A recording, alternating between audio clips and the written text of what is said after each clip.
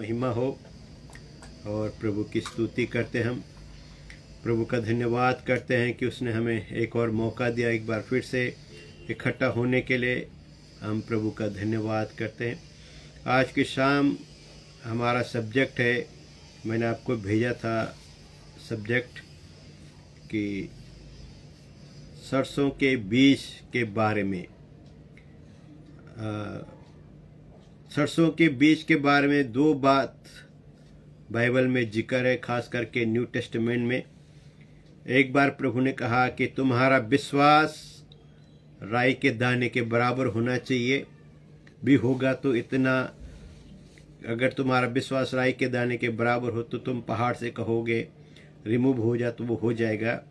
और दूसरा राई के दाने का दृष्टांत है, और राई के दाने का दृष्टांत परमेश्वर के राज्य के बारे में है। हमें समझना है परमेश्वर का राज्य बातों में नहीं, सामर्थ्य में है। परमेश्वर का राज्य हमारे जीवन में कैसे होगा, किस तरह से हमारे जीवन में परमेश्वर का राज्य आता है, ये हमें समझना है। हम सब जानते हैं कि हम एक दिन अक्सर ये प्रचार करते हैं कि हमें प्रभु के राज्य में प्रवेश करना है। अक्सर हम क्या सुनते हैं कि हमें परमेश्वर के राज्य में क्या करना है, प्रवेश करना है ना। लेकिन बाइबल हमें ये भी सिखाती है कि प्रभु का राज्य प्रगट में नहीं, वो हम में है। हम एंटर कर चुके हैं, वो हमारे अंदर ऑलरेडी है। हम परमेश्वर के राज्य में हैं या परमेश्वर का राज्य हम में है। मसीह हम में है या हम मसीह में हैं, ये दोनों बातें हमारे साथ होना चाहिए। परमेश्वर का राज्य हम में होना चाहिए और हम परमेश्वर के राज्य में होने चाहिए। इसी तरह मसीह हम में होना चाहिए और हम मसीह में होने चाहिए। ये दोनों बातें अलग अलग नहीं हो सकती हैं। तो परमेश्वर का राज्य हमारे जीवन में कैसे आया, किस तरह से आया, वो आज हम सीखेंगे। और ये देखेंगे कि परमेश्वर का राज्य हमारे जीवन में ग्रो कैसे होता है। जैसे जैसे आपका विश्वास ग्रो होगा, जैसे जैसे आप परमेश्वर के वचन में बढ़ते जाएंगे, परमेश्वर का राज्य आपके जीवन में बढ़ता जाएगा। अगर आप विश्वास में नहीं बढ़ते, वचनों में नहीं बढ़ते हैं, तो आपके जीवन में परमेश्वर का वचन बढ़ेगा नहीं, तो आप भी परमेश्वर के राज्य में बढ़ेंगे नहीं। तो इसलिए हमें सीखना है कि हम कैसे बढ़े। मरकुस 4 अध्याय खोलेंगे और उसका 30 से लेकर 32 तक पढ़ेंगे। मरकुस 4 अध्याय उसका 30 वचन से लेकर 32 वचन तक हम पढ़ेंगे। 32 फिर उसने कहा, हम परमेश्वर के राज्य की उपमा किससे दें? और किस दृष्टांत से उसका वर्णन करें? वह राई के दाने के समान है। जब भूमि में बोया जाता है तो भूमि के सब बीजों से छोटा होता है, परंतु जब बोया गया तो उगकर सब साग पात से बड़ा हो जाता है, और उसकी ऐसी बड़ी डालियां निकलती हैं कि आकाश के पक्षी उसकी छाया में बसेरा कर सकते हैं। आमीन, आमीन, हालेलुया। परमेश्वर का राज्य कैसा है? बोला राई के दाने के समान है जो भूमि पर बोया जाता है, और जब वो बोया गया तो उगकर सब साग पात से बड़ा हो जाता है, और उसकी ऐसी बढ़िया डालियां निकलती हैं कि आकाश के पक्षी उसकी छाया में बसेरा करते हैं। वचन यहां लिखा है कि राई के दाने के समान है जो भूमि पर बोया गया है ना। आपको हमने कई बार सिखाया कि 4 प्रकार की भूमियां हैं। पहली वो भूमि है जो दाना सड़क के किनारे गिरा। दूसरा वो है जो पथरीली जमीन पर गिरा।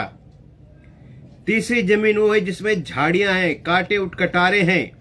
और चौथी जमीन वो है जो फर्टाइल लैंड है, जो उपजाऊ भूमि है। तो मैंने आपको बीज बोने के दृष्टांत के बारे में जो चीज सिखाई थी कि आपको अपने जीवन के डायरेक्शन सही करने हैं, एक ही डायरेक्शन पकड़ना है। आपने जीवन से सब प्रकार के पत्थर कठोरपन को दूर करना है, अपने जीवन से सब प्रकार की चिंता फिक्रें दूर करनी है और अपने जीवन को एक उपजाऊ भूमि बनाना है। और तब लिखा है कि वो भूमि पर गिरता है, भूमि में बोया जाता है।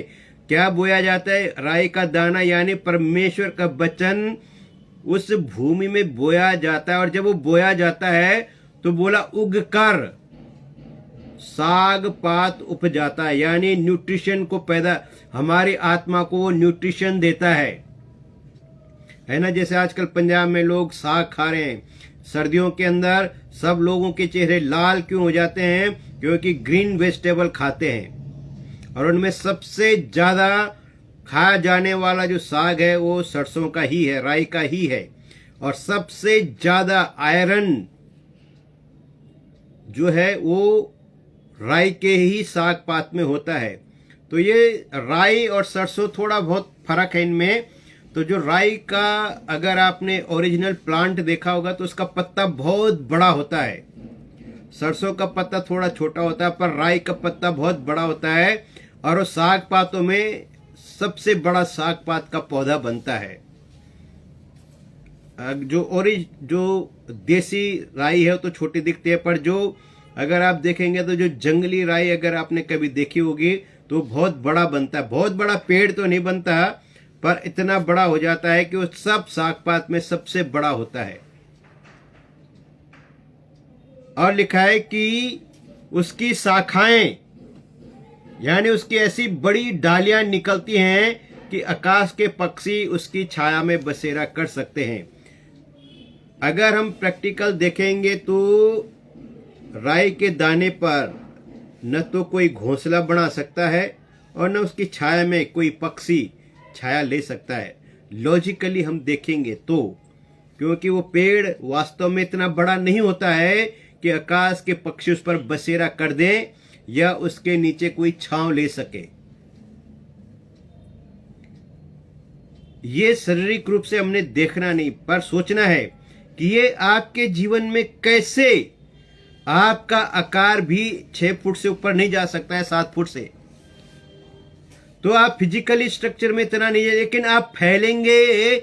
आप जब प्रभु का वचन फैलाएंगे तो आपकी शाखाएं फैलती चली जाएंगी, ब्रांचेज आपकी फैलती चली जाएंगी, है ना। हम शुरू में देखते हैं कि 12 लोगों ने जब सुसमाचार बांटना शुरू किया तो उन 12 लोगों के जीवन को 3.5 साल तक प्रभु यीशु मसीह ने उनके जीवन की सड़कें ठीक की, उनके जीवन से पत्थर निकाले, उनके जीवन से कड़वाहट को निकाला, कठोरपन को निकाला, उनके जीवन से सब झाड़ियों को निकाला, सब चिंता फिक्रों को उनके जीवन से निकाला और उन्हें फर्टाइल लैंड बनाया।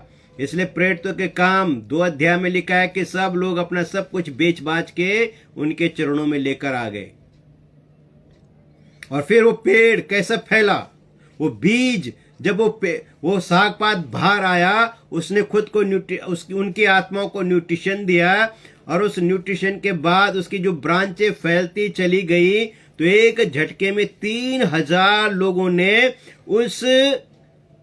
उस राई के दाने के नीचे छाया को लिया, उसके नीचे उन्होंने आराम किया। कितने लोगों के नीचे? 12 लोगों के नीचे उन 3000 लोगों ने। और फिर वो बढ़ता गया, वो बीज बढ़ता गया और इतना एक्सटेंड हो गया कि आज पूरी दुनिया उस राई के दाने के नीचे है। उस राई के दाने से जो प्रभु यीशु मसीह ने पतरस, यूहन्ना और 12 चेलों के अंदर बोया था, वो आज इतना बड़ा वृक्ष बन चुका है। आप समझ रहे हैं मेरी बात? अगर आप मेरी बात समझ रहे हैं तो रेस अपना हाथ उठाएं जो हाथ का निशान बना है।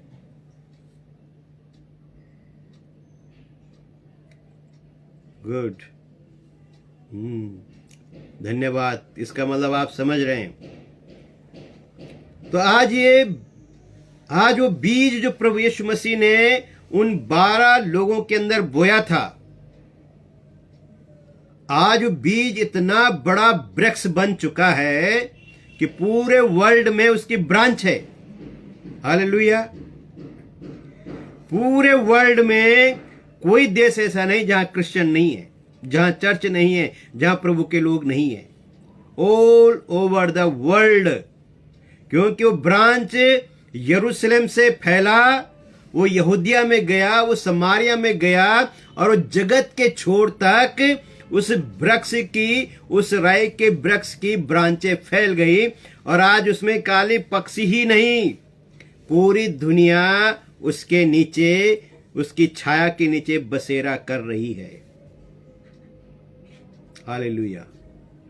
अब आप और हमें भी वो जो वृक्ष, जो बीज आपके अंदर आया, जो डाली के द्वारा आपके अंदर तक वो चीज आई, अब आपने इसको और आगे स्प्रेड करना है। ये अपने तक नहीं रखना, आपने इसको आपने और स्प्रेड करना है, और ज्यादा लोगों तक आपने इसको पहुंचाना है। अपने जीवन को आपने फर्टाइल लैंड बनाना है, और इतना फर्टाइल अपने आप को करना है कि आप इस वृक्ष की ब्रांचेज को और बढ़ा सके। है ना, पंजाब में कई पास्टर लोग हैं, पोस्टर लोग हैं जो ब्रांचेज खोलने जा रहे हैं, और लगातार वो ब्रांचेज खोल रहे हैं देश विदेशों में, जगह जगह पे। तो आप लोगों को भी प्रभु के वचन के द्वारा आपने भी ब्रांचें खोलनी है, आपने भी ये वचन दूसरों के जीवन में बोते रहने हैं, और ताकि वो वचन उनके जीवन में वो फलवंत हो। आपका जीवन में जो वचन मैं बोल रहा हूं, ये वचन फलवंत हो। आप इस वचन को आगे बांटे, लोगों तक पहुंचाए, ताकि ये वृक्ष लगातार ग्रो करता चला जाए। ये भविष्यवाणी का वचन था। प्रभु ने बोला था कि ये इतना बड़ा होगा कि आकाश के पक्षी इसकी छाया में आराम करेंगे। है ना, अगर हम सिंपल पढ़ेंगे तो राई के दाने के नीचे या उस पेड़ के नीचे कोई भी चिड़िया बसेरा नहीं कर सकती, कोई भी नहीं। वो छोटा इतना बड़ा नहीं है कि पक्षी आकर उस पर, क्योंकि दूसरे जगह पे गॉस्पेल में ऐसे लिखा है कि आकाश के पक्षी घोंसला बनाएंगे और धरती के सब जंतु उसके नीचे छाया में आराम पाएंगे। इतना बड़ा नहीं होता वो पेड़। पर जब परमेश्वर आपकी बुद्धि को खोलता है, आपके मन के घुंडियों को खोलता है, धागे को खोल देता है, तब आपको पता चलता है कि आज वृक्ष का साइज क्या है। आज उस राई के दाने का जो पेड़ है वो कितना बड़ा हो चुका है, कितना लंबा चौड़ा उसका हिसाब किताब हो चुका है। तब हमें यह बात समझ आती है। यहां साफ लिखा है कि वो सबसे छोटा दाना होता है, सबसे छोटा राई का दाना सबसे छोटा होता है। प्रभु कहता है तुम्हारा विश्वास भी अगर इतना ही है तो बहुत है, ये आपके लिए सब कुछ कर देगा। आप पहाड़ों को हटा सकते हो, आप पेड़ को कहोगे उखड़ के समुद्र में गिर पड़ो, सूख भी जाएगा, समुद्र में भी गिर पड़ेगा। आपके लिए कुछ भी इम्पॉसिबल नहीं होगा अगर आप संपूर्ण रीति से परमेश्वर की सामर्थ्य पर और परमेश्वर पे भरोसा करते हैं। तो हम भी इस वृक्ष के नीचे छाया में हैं। आज हमारे ऊपर भी ये सरसों का पौधा जो प्रभु परमेश्वर ने जो बीज पतरस के जीवन में बोया, उन 12 लोगों के जीवन में बोया, उन्होंने 3000 लोगों के जीवन में बोया। उन 3000 लोगों ने आगे उसको बोते चले गए, वो ब्रांचेज फैलती चलेगी, स्कैटर्ड होता गया, और वो लगातार आज इतना बड़ा भारी वृक्ष आज ये बन चुका है कि पूरी दुनिया के अंदर है। इसकी ब्रांचेज पूरी दुनिया में फैल चुकी हैं, इसकी जड़ें बहुत गहरी हैं। मसीहत को खत्म करने की हजारों कोशिशें की गई, पर आज तक कोई इसे खत्म कर नहीं पाया और न कभी कोई कर पाएगा। अब आपको इस राज्य में कैसे होना है? अब आपका पोजीशन क्या है इस राज्य के अंदर, ये भी आपको समझना है। अब आपके अंदर भी बीज बोया गया, परमेश्वर का सुसमाचार का वचन आपके अंदर गया। अब आपने इस बीज को कैसे एक्सप्लोर करना है। यिर्मयाह नबी 17 अध्याय उसका 7 और 8 पढ़ेंगे। यिर्मयाह नबी 17 अध्याय उसका 7 और 8 पढ़ेंगे।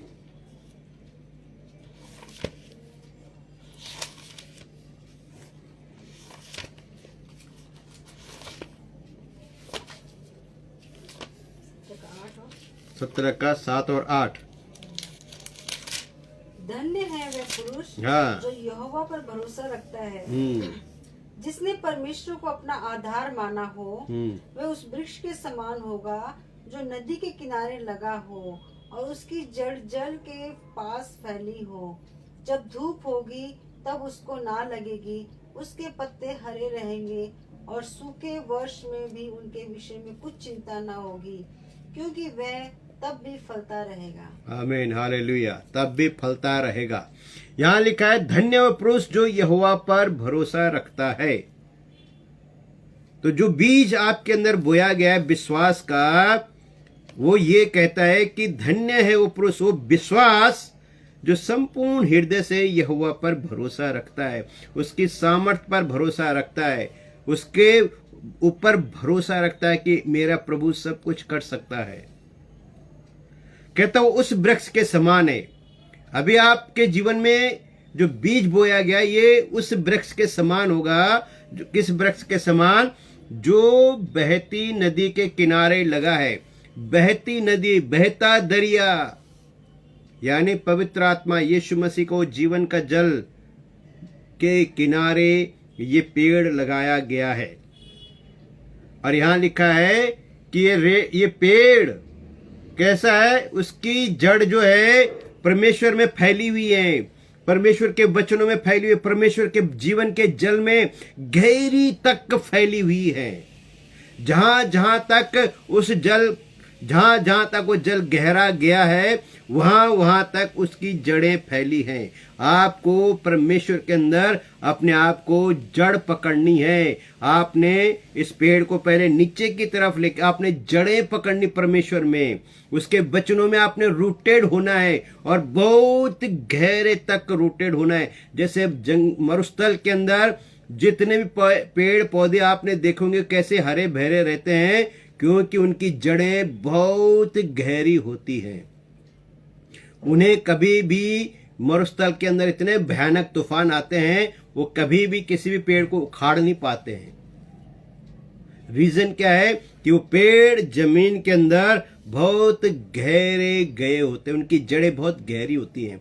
आप वो प्लांट हैं, आप राई के वो दाने आपके जीवन में बोया गया, जो ऊपर आने से पहले वो नीचे जाएगा, रूटेड होगा। परमेश्वर का वचन आपके जीवन में रूटेड होगा और वो उसकी जड़ें नीचे फैलती जाएंगी।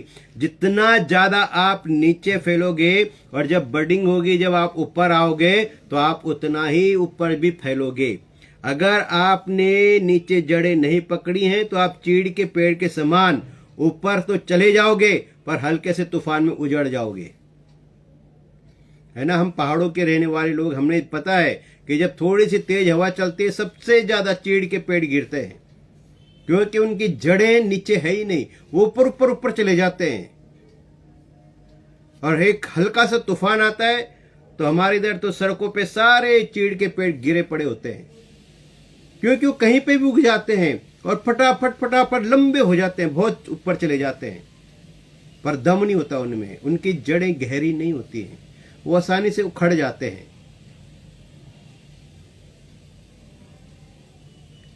इसलिए आपको परमेश्वर के राज्य में जो वचन राई के दाने के समान जो बीज आपके जीवन में बोया गया है, आपने उसको अपने जीवन में अंदर रूटेड करना है, इतना गहरा कि वो जल के आखिरी सोर्स तक को पहुंच सके और जल के आखिरी सोर्स तक को पी सके।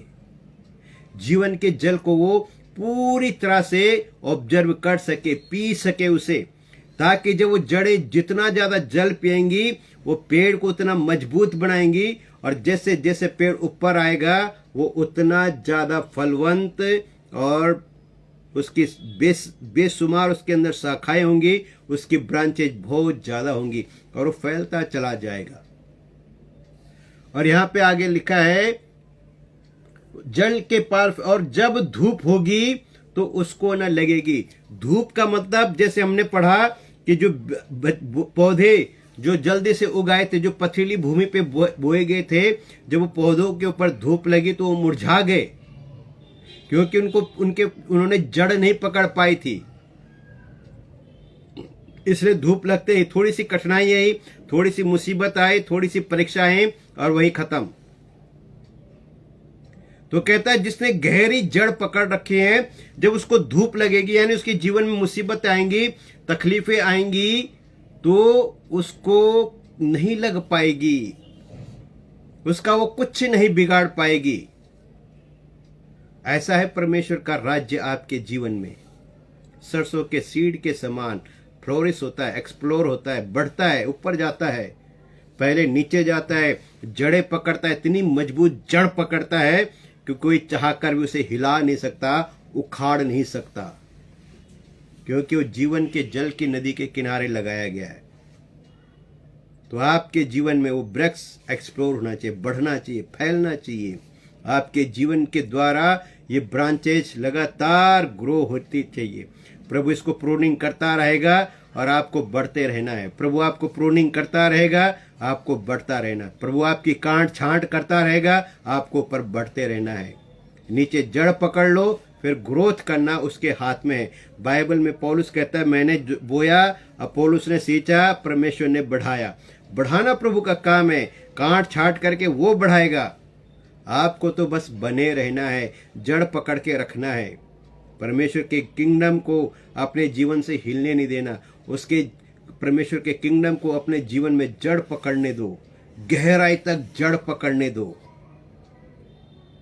उस बहते दरिया के नजदीक, वो जीवन का जो दरिया आपके जीवन में बह रहा है, जैसे प्रभु ने कहा जो मुझ में से पिएगा उसके जीवन से जीवन के जल की नदियां बह निकलेंगी। वो झरने फूट पड़ेंगे, उन झरनों के किनारे, उन के द्वारा अंदर तक बसने दो। ओ जीवन के जल को उसको पीने दो, फ्लोरिश होने दो, ऊपर आने दो और उसको फैलने दो। उसकी शाखाएं, उसकी ब्रांचेज को फैलने दो।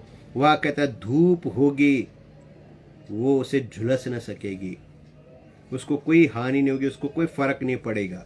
जितने मर्जी दुख तकलीफ आ जाएंगे, उसे कभी कुछ भी नुकसान नहीं होगा, कुछ भी नहीं होगा उसका। लेकिन जिनके जीवन में न तो उसने जड़ पकड़ा, न वो एस्टेब्लिश हुए, तो किंगडम ऑफ गॉड उनके जीवन में होता नहीं। जो थोड़े थोड़े दुखों के कारण पीछे हट जाते हैं, प्रभु के प्यार को ठुकरा देते हैं, दुनिया के प्यार को पकड़ लेते हैं, दुनियावी चीजों के लिए प्रभु के ब्लेसिंग को छोड़ देते हैं, प्रभु के अनुग्रह को तुच्छ समझते हैं, वो आगे नहीं बढ़ सकते, वो फलवंत नहीं हो सकते, वो रूटेड नहीं हो सकते हैं, वो जड़ नहीं पकड़ सकते। जो जड़ नहीं पकड़ता वो खत्म हो जाता है। धूप लगते ही सब खत्म। थोड़े से दुख मुसीबतों में लोग कहना शुरू कर देते हैं कि प्रभु कहाँ है, प्रभु हमारा, मेरे लिए तो कुछ हुआ नहीं, मेरे जीवन में तो कुछ किया नहीं। कैसे करेगा जब आपने जड़ ही नहीं पकड़ने दी अपने जीवन में? दुख आएंगे, मुसीबत आएंगे। बाइबल में प्रभु ने साफ कहा कि मेरे वचन पे चलने वाला और उस व्यक्ति के समान है जिसने अपना घर चट्टान पे बनाया। लिखा है आंधी आई, तूफान आई, है ना, घर पे टकराई, सब कुछ हुआ, बाढ़ आई, सब कुछ आया, पर कहता है उस घर को वो तहस नहस नहीं कर पाए। पर एक व्यक्ति जो बैक स्लाइड हो जाते है ना, उसने घर कहाँ बनाया? बालू पे बनाया। आंधी आई, मेघ आया, बाढ़ आई और तहस नहस हो गया, सब तबाह। तो ये वो लोग हैं जो बालू पे घर बनाते हैं। उनके जीवन में किंगडम ऑफ गॉड कभी भी एस्टेब्लिश नहीं हो सकता। एस्टेब्लिश होने के लिए जड़ पकड़नी पड़ती है। वो मजबूती से जड़ पकड़ता है और तब वो ग्रो करता है। धूप लगने से वो मुरझाता नहीं है, क्योंकि वो पथरीली भूमि पे नहीं है, सॉलिड रॉक पे है वो, जो उपजाऊ जमीन को पावर देती है, सामर्थ देती है ना। आप याद रखिए कि धरती के अंदर मिट्टी की एक लिमिट है, मिट्टी के नीचे आपको पत्थर ही मिलेगा। आगे कहता है जब धूप होगी तब उसको ना लगेगी, उसके पत्ते हरे रहेंगे, है ना। कुछ भी हो जाए वो हमेशा हरा भरा ही रहेगा, वो कभी पीला ही नहीं होगा, उसके पत्ते कभी झड़ेंगे नहीं, कभी मुरझाएंगे नहीं, वो लगातार ग्रो होता चला जाएगा। आपको अपने आप को इस लेवल पे लेके जाना है, अपने जीवन को इतना फर्टाइल बनाना है कि आपके जीवन में एक डायरेक्शन हो, आपके जीवन में कोई कठोरपन न हो, किसी के प्रति नफरत, घृणा, कड़वाहट न हो, आपके जीवन में कोई चिंता फिक्र न हो, न जीवन की, न खाने की, न पीने की, न रहने की, न पहनने की, किसी भी प्रकार की। अगर इन तीनों में से एक भी चीज आपके जीवन में हो तो जड़ नहीं पकड़ पाओगे। तो डायरेक्शन, एक ही डायरेक्शन होना चाहिए कि मुझे प्रभु के पीछे चलना, किसी पादरी के पीछे, अपोस्टल, प्रोफेट के पीछे नहीं, सिर्फ यीशु मसीह को फॉलो करना है। मुझे अपने जीवन में किसी के प्रति कोई बैर, कोई नफरत, कोई घृणा, कोई कड़वाहट, किसी प्रकार की ईर्ष्या, जलन नहीं रखनी है। और मेरे जीवन में कोई झाड़ी नहीं होनी चाहिए जो मुझे प्रभु के वचन को बढ़ने से रोके। मेरे जीवन में मुझे एक फर्टाइल लैंड बनना है और इसको आपको बनाना है। इन मुसीबतों के द्वारा, इन दुख तकलीफों के द्वारा प्रभु आपको परखता है, काटता है, छांटता है, आपके जीवन को संवारता है। आगे वो कहता है, और सूखे वर्ष में भी उसके विषय में कुछ भी चिंता न होगी, क्योंकि वो तब भी फलता रहेगा। सूखा वर्ष मतलब अकाल में भी वो फलता फूलता रहेगा। जब अकाल का मतलब जब हम कंगाली में होंगे, दरिद्रता में होंगे, जब हम नीड में होंगे, वांट में होंगे, तब भी हम फलते फूलते रहेंगे, हरे भरे रहेंगे। जो दुनिया के अंदर जो मुसीबतें आने वाली, तकलीफें आने वाली हैं, उन मुसीबतों में भी हम स्ट्रांग रहेंगे, स्टैंड करेंगे, एस्टेब्लिश रहेंगे, हमें कोई भी हिला ना पाएगा। तो जो सरसों का बीज बोया गया था आज से 2025 साल पहले, आज आप देख लीजिए वो कितना बड़ा वृक्ष हो गया। और उसी वृक्ष को में आप भी हैं, उस वृक्ष की एक शाखा आप भी है। और आपने भी अपने जीवन से और ब्रांचेज फैलानी है, आपने जीवन से और ज़्यादा आपने एक्सप्लोर करना है। अगर आपने केमिस्ट्री में यूरेनियम के बारे में पढ़ा होगा तो एक यूरेनियम से इतनी पावर जनरेट होती है कि एक अणु से 3 निकलते हैं, 3 से 9 निकलते हैं, और 9 से आप मल्टीप्लाई करते जाओ, वो बेस बहुत ज़्यादा निकलते। 1 से 3 निकलते हैं, फिर जो उससे 3 निकलते हैं, हर 3 से 3 निकलते हैं, फिर आगे जो ऐसे निकलते 3 करके। जिन्होंने साइंस केमिस्ट्री पढ़ा होगा उनको पता है कि यूरेनियम कैसे पावर जनरेट करता है। जितने भी परमाणु बम बनाएंगे यूरेनियम से ही बनते मोस्टली। और यूरेनियम की, अगर यूरेनियम के द्वारा बिजली बनाई जाए तो पूरे वर्ल्ड को एक छोटे से यूरेनियम के द्वारा पूरे हिंदुस्तान को बिजली मिल सकती है। तो आप सोच लीजिए, आप यूरेनियम से भी ज्यादा पावरफुल हैं। ये जो मस्टर्ड सीड दिया गया है उतना ही यूरेनियम है जिससे एक पूरे शहर को बिजली मिल सकती है, रोशनी मिल सकती है। आपके अंदर ये परमेश्वर का सीड, उस परमेश्वर ने जिसने यूरेनियम बनाया उससे ज्यादा पावरफुल आपको बनाया है कि आप इस सीड के द्वारा कितनी ज्यादा ब्रांचेज पैदा कर सकते हैं कि परमेश्वर का राज्य और फैले, है ना। प्रभु यीशु मसीह ने साफ कहा कि परमेश्वर का राज्य फैलता ही ऐसे है, हमारे द्वारा फैलता है, हमारे जीवन में फैलता है। पहले वो हमारे जीवन में आता है, फिर हमारे द्वारा दूसरों के जीवन में आता है, फिर तीसरों के जीवन में आता है, और इस तरह वो फैलता चला गया, है ना। अगर आज प्रचार नहीं किया गया होता तो आज यहाँ हम नहीं होते, हम नहीं सुन रहे होते, हम नहीं बोल रहे होते, हम न प्रचार कर रहे होते।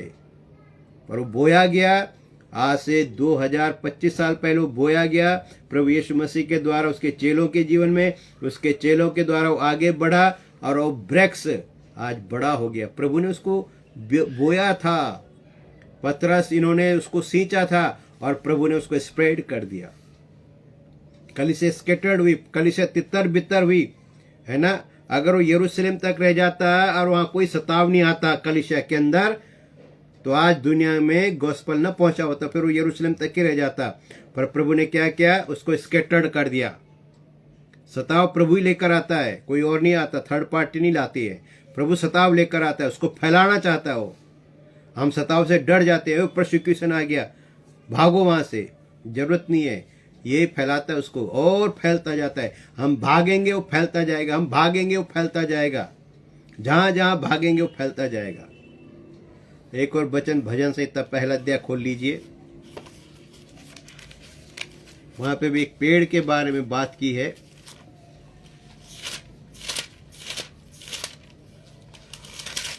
हम सब जानते हैं उस पेड़ के बारे में।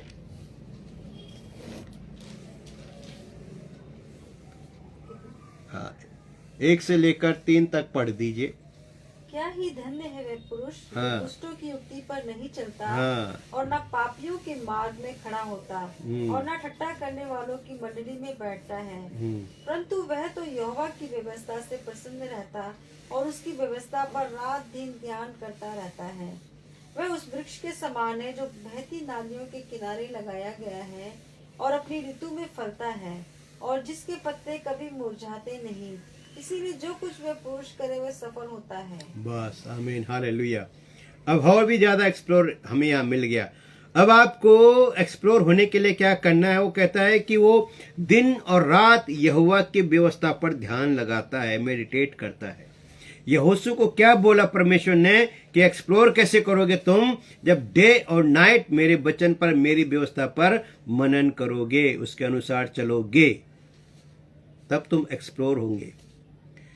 अभी मैंने आपको सिद्धांत दिए कि आपको कैसे कैसे आपने जड़ पकड़नी, ऊपर आना है। अब आपको देखना है कि फैलना कैसे है। फैलना परमेश्वर के वचन को लगातार मेडिटेशन करने के द्वारा, लगातार उसको अपने जीवन में ऑब्जर्व करने के द्वारा, उसके ऊपर काम करने के द्वारा। क्या ही धन्य वो पुरुष जो दुष्टों की युक्ति पे नहीं चलता। मतलब आपने, दुष्ट कौन है? दुष्ट वो है जो आपको परमेश्वर से दूर करता है। दुष्ट वो है जो संसारिक बातों में ही लगा रहता है। दुष्ट वो है प्रभु की दृष्टि में। प्रभु की दृष्टि में दुष्ट वो नहीं है जो जिसे हम दुष्ट कह रहे हैं। प्रभु की दृष्टि में दुष्ट वो है जो प्रभु की बातों को छोड़कर संसारिक बातों में, गप्पों में लगा रहता है। वो है दुष्ट। कहता है वो दुष्टों की युक्ति पे, वो गपोड़ियों के बीच में नहीं बैठता। यहाँ पे ऐसा भी लिखा हुआ है। वो न पापियों के मार्ग में खड़ा होता है, वो पापियों के मार्ग में भी खड़ा नहीं होता, यानी उनके साथ, उनके मार्ग पे वो चलता भी नहीं। यानी आपको पाप का मार्ग छोड़ना है, उस पर नहीं चलना। और न ठट्टा करने वालों की मंडली में बैठता है। ठट्टा करने वालों की संगति में भी नहीं बैठना। जो भी कॉमेडी शो है, इनको भी देखना नहीं है। ये कॉमेडी बड़ी ट्रेजेडी है इनके लिए। हम देखते हैं कि जब हम किसी के साथ कॉमेडी करते हैं तो उसका मजाक उड़ाते हैं, और जिसका मजाक उड़ाते हैं उसको तकलीफ होती है। इसलिए सावधान रहें।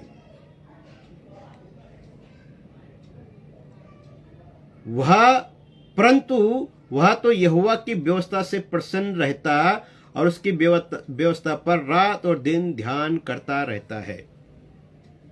ये सक्सेस है।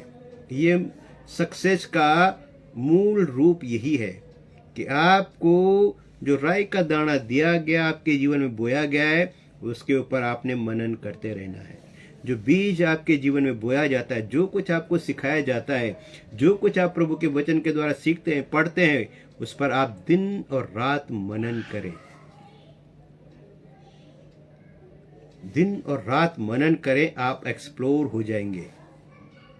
ये पेड़ ऐसे नहीं फैलता।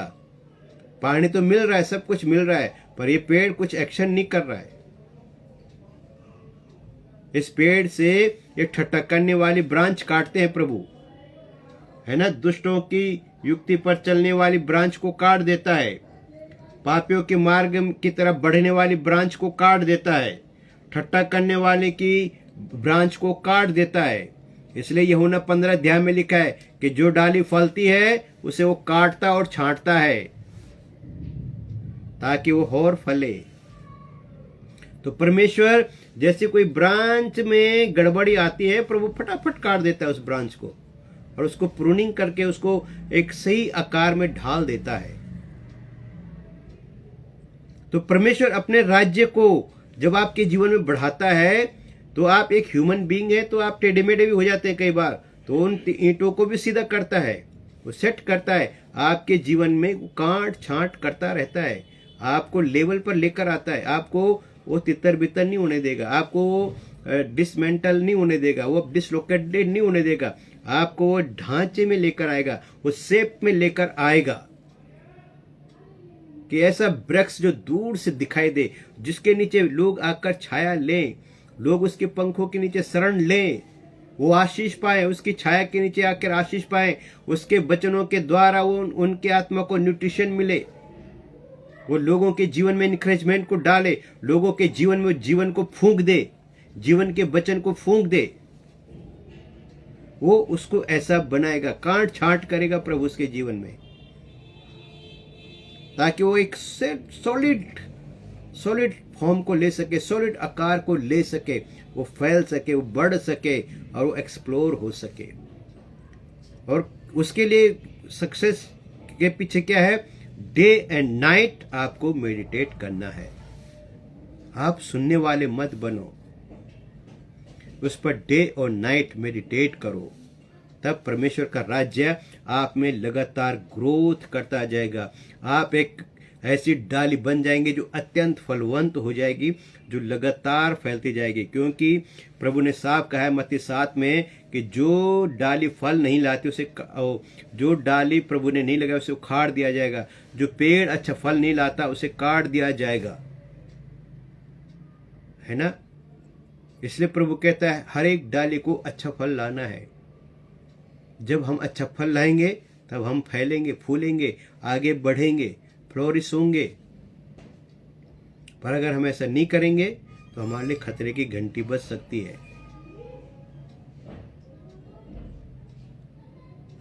जब हम डे और नाइट मेडिटेट करने का मतलब क्या है? जब हम परमेश्वर के वचन पे दिन और रात मनन करते हैं तो तब हम बोला उस पेड़ के समान होंगे जो बहती नदियों के किनारे लगा, जो 17 अध्याय में अभी हमने पढ़ा। और तब हम फलते फूलते चले जाएंगे, हम ऋतु में फलते रहेंगे, हम हमारे पत्ते कभी मुरझाएंगे नहीं, हम कभी मुरझाएंगे नहीं, और हम जो कुछ करेंगे उसमें हम कामयाब होंगे, उसमें हम बढ़ेंगे, फलवंत होंगे।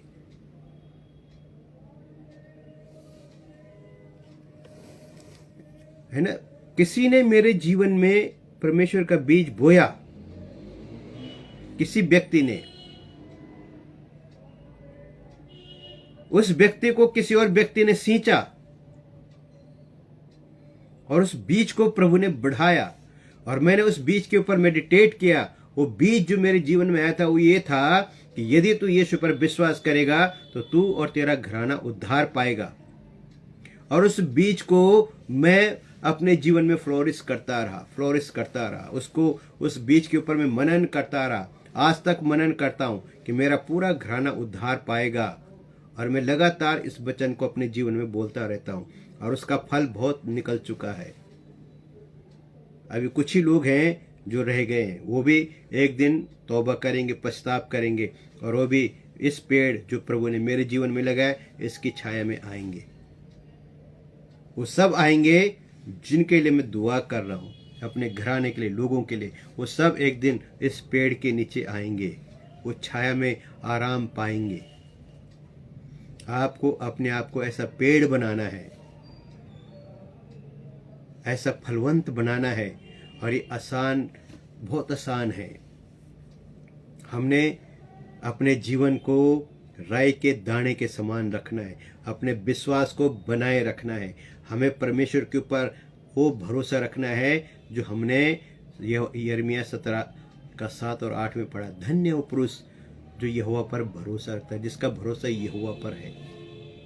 उस लेवल तक आपको जाना है, उस हायर लेवल तक आपको जाना है कि परमेश्वर के सिवा कोई और नहीं। मुझे परमेश्वर के पीछे चलना, मुझे यीशु के पीछे चलना है, मुझे यीशु जैसे बनना है। आप न तो पौलुस जैसे बने, न पतरस जैसे बने, आप जैसे वही सही है। प्रभु को दूसरे पौलुस और पतरस की जरूरत नहीं है, उसको आपकी जरूरत है। और आप जैसे भी हैं आप उसके लिए सही है। आप अपने आप को हीन भावना में न देखें। दाऊद को जब राजा बनाने के लिए बोला गया उसने हिचकिचाहट नहीं दिखाई, पर जब साउल को राजा बनने के लिए बोला गया उसने हिचकिचाहट दिखाई। वो कहता हम तो बिन्यामीन में सबसे छोटे गोत्र का, मैं सबसे छोटे घर का हूं, और छोटा ही रह गया, वो गायब ही हो गया। वो दाऊद को जब राजा बनाने के लिए बोला उसने ये नहीं कहा नहीं मुझे मत बनाओ, उसने कहा यस बनाओ मुझे, और प्रभु ने उसको बनाया और वो एक कामयाब राजा बना। हम क्या बोलते मेरी बस की बात नहीं है, जब पहले बोल दिया मेरी बस की बात नहीं, मैं नहीं कर पाऊंगा, मेरी बस की बात नहीं, लोग क्या सोचेंगे, लोग क्या बोलेंगे, तो फिर हो गया काम। हम कर सकते हैं क्योंकि बीज हमारे अंदर बोया गया है, हम कर सकते हैं। हम मेडिटेट करेंगे, ये बीज बढ़ जाएगा, फैल जाएगा, एक्सप्लोर हो जाएगा, ब्रांचेज खुल जाएंगी।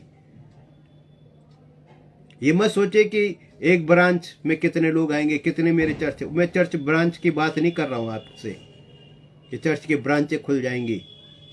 आप अपने आप में एक ब्रांच हो, अपने आप में एक चर्च हो। हम सब अपने आप में चर्च हैं, बॉडी ऑफ क्राइस्ट का हिस्सा है।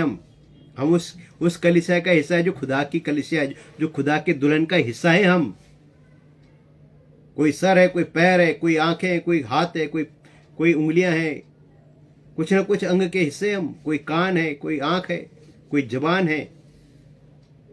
अभी आप कान है, मैं जबान हूं उसका, आप सुन रहे, मैं बोल रहा हूं। एक समय आएगा जब आप बोल रहे होंगे, दूसरे सुन रहे होंगे, और एक समय आएगा वो जो आज सुन रहे हैं आपके द्वारा, वो कल वो बोल रहे होंगे, कोई और सुन रहा होगा। और ये बीज ऐसे फ्लोरिश होता है, ये ऐसे ही जाता है, ये ऐसे बढ़ता है। परमेश्वर का किंगडम ऐसे ही ग्रो करता है। वो सीड जो आज से 2025 साल पहले बोया गया था, वो सरसों का पेड़, वो राय का पेड़ अब इतना बड़ा हो गया है कि हम भी उसके नीचे छांव में हैं। पूरी दुनिया उस पेड़ के नीचे है आज। प्रभु का राज्य में लिखा है कि ऊपर तक प्रगट में दिखता नहीं है, पर वो है। वो पेड़, राय का पेड़, अंधे लोगों को नहीं दिखता, मुझे तो दिखता है। मैंने तो देख लिया कि कितना बड़ा वो पेड़ हो चुका है, और आज आपको भी दिखा दिया मैंने कि वो पेड़ कितना बड़ा हो गया, जो प्रभु ने मरकुस 4 अध्याय में बोला, 30 से लेकर 32 तक में, कि वो पेड़ कितना बड़ा हो गया है ना। जब मैंने पहली बार उस वचन को पढ़ा तो मैं कहा प्रभु यीशु मसीह क्या बात कर रहा है, ये राय के पेड़ के नीचे पक्षी कैसे आ सकते हैं? कौन सा पक्षी? वो छोटी सी कोई चिड़िया तो ले सकती शरण, पर पक्षी लिखा है, आकाश के पक्षी। छोटी चिड़िया तो आकाश में बहुत ऊपर नहीं उड़ती, आकाश में तो बड़े बड़े पक्षी, गिद्ध उड़ते हैं, चील उड़ती है, बाज उड़ते हैं। आकाश के पक्षी का मतलब आकाश के जो राजा वहां बैठेंगे, उसकी ब्रांचेज में घोंसला बनाएंगे, उसकी छाया के नीचे आराम करेंगे। ये कैसे पॉसिबल है? मैं प्रभु से पूछता था। प्रभु ने कहा ये पॉसिबल, आज तू देख ले, पॉसिबल हो गया है। आज इस वृक्ष के नीचे सब छाया में है, सब ने घोंसले बना लिए इस वृक्ष में। इस वृक्ष के द्वारा पूरी दुनिया रोटी खा रही है। आज क्रिश्चियन ही है जो पूरी दुनिया को एजुकेट कर रहा है। पूरे वर्ल्ड में देख लो, 90% लोग क्रिश्चियन स्कूलों में पढ़ते हैं। तो किसने लगाए वो? किसका बीज है वो? प्रभु का ही है। हिंदुस्तान आज क्रिश्चियन स्कूलों के द्वारा चांद पे पहुंच गया। उनके स्कूलों ने थोड़ी पहुंचाया, हमने पहुंचाया, प्रभु के वचनों ने पहुंचाया उनको चांद तक, मार्स तक पहुंच गए वो। आगे पता नहीं कहाँ कहाँ पहुंचेंगे। अगर वहाँ पहुंच सकते तो आप कहीं भी पहुंच सकते। प्रभु आपको कहीं भी पहुंचा सकता है। जरूरत है अपने आप को जांचने की, टटोलने की, अपने आप में ढूंढने की। कब तक हम दूसरे के गिरेबानों में ढूंढ के जांचते रहेंगे, उसकी शिकायतें करते रहेंगे? कब तक हम शिकायतों में जिएंगे? आओ हम खुल के जिएं। आओ हम इस बीज को खुल के फैलाएं, खुल के इसको बीज लोगों के जीवन में बोएं, लोगों के जीवन को फर्टाइल बनाएं, लोगों के जीवन से डायरेक्शन सही करें, पत्थर हटाएं, उनके जीवन से झाड़ियां हटाएं और उन्हें एक नया जीवन दे। आओ हम प्रार्थना करें। स्वर्ग में विराजमान सर्वशक्तिमान प्रभु परमेश्वर पिता, हम आपके नाम की स्तुति करते हैं। ऐ खुदाबंद, आज उस वृक्ष के नीचे हम आ चुके हैं जो तेरे चेलों तूने बोया था अपने चेलों के जीवन में और उन्होंने बोया था हमारे जीवनों में, और वो बीज आज इतना बड़ा पेड़ बन चुका है प्रभु कि हम सब उसकी छाया में बैठे हैं। हमने उसके टहनियों पे अपने घोंसले बनाए। खुदाबंद हम आपका धन्यवाद करते हैं क्योंकि प्रभु जो बातें आप करते हैं वो ज़बरदस्त हैं प्रभु, वो अब विश्वसनीय हैं लेकिन वो विश्वास में बदल गई हैं। खुदाबंद हालेलुया प्रभु, हम तेरा धन्यवाद तेरा शुक्र करते हैं कि ये बातें तूने बुद्धिमानों से छुपाई लेकिन हम जैसे मूर्खों पर प्रकट की। मैं आपका धन्यवाद करता हूँ। आज की रात मैं आपके सभी प्रियजनों को आपके हाथों में सौंपते हैं। जो वचन आज इनके जीवन में बोया गया प्रभु, ये बहुत ही फलवंत हो इनके जीवन में, और एक दिन ये भी प्रभु उस बीज को दूसरों तक पहुंचाने के लिए और तेरे किंगडम को एक्सप्लोर करने के लिए आप इन सबको आशीष करें प्रभु। सारा आदर इज्जत महिमा हम आपको देते हैं प्रभु यीशु के नाम से मांगते हैं, आमीन। प्रभु आपको आशीष दे। अगर आपको पसंद आया हो तो लोगों को भी शेयर करें। May God bless you.